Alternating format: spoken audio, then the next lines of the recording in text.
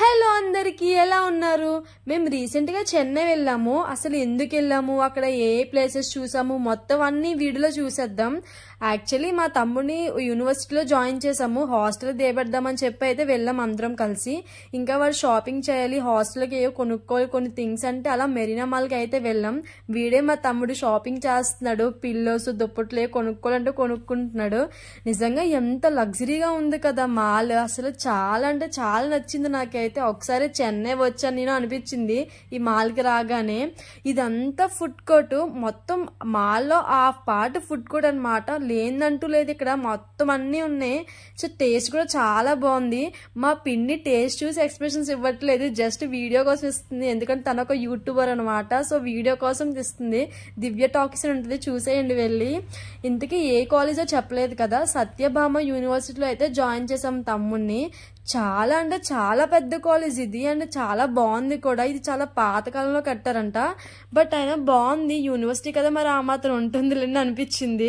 మా పిన్ని పాప మా తమ్ముడిని ఇక్కడ కూడా వదలట్లేదు. హాస్టల్కి వెళ్ళేటప్పుడు కూడా రీల్స్ చేయాలి అలయన్స్ యూట్యూబ్లో పెట్టాలి అంటుంది.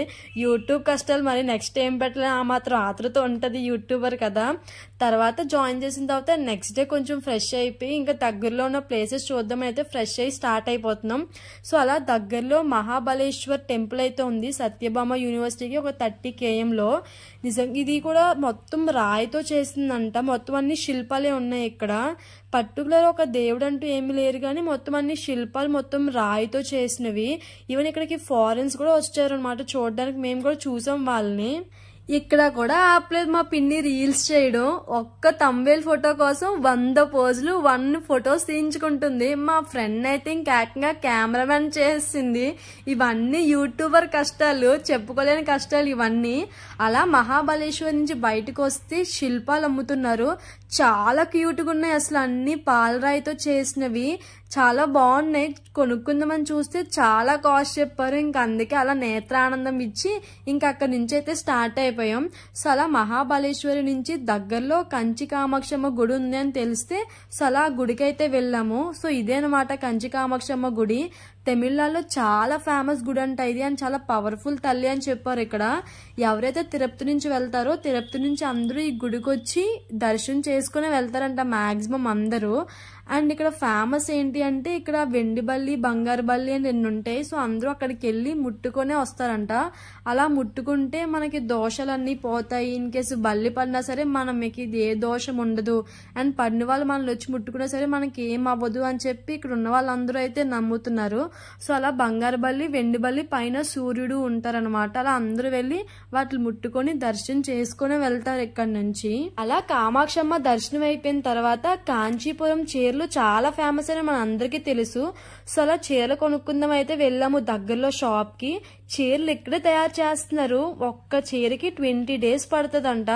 చాలా ఓపిక్గా చేయాలనిపించింది చూడగానే. అండ్ పెద్ద పెద్ద షాపింగ్ మాల్స్ ఉంటాయి కదా, అందరు ఇక్కడికి వచ్చి చీరలు తీసుకువెళ్తారంట. అన్ని మోడల్స్ ఉన్నాయి ఇక్కడ, అండ్ హోల్సేల్ రేట్కి అమ్ముతారంట. సో అందుకే అస్సలు షాప్ ఖాళీ లేదు. ఈ చీర 27,000. నాకైతే బుర్రపాడైపోయింది.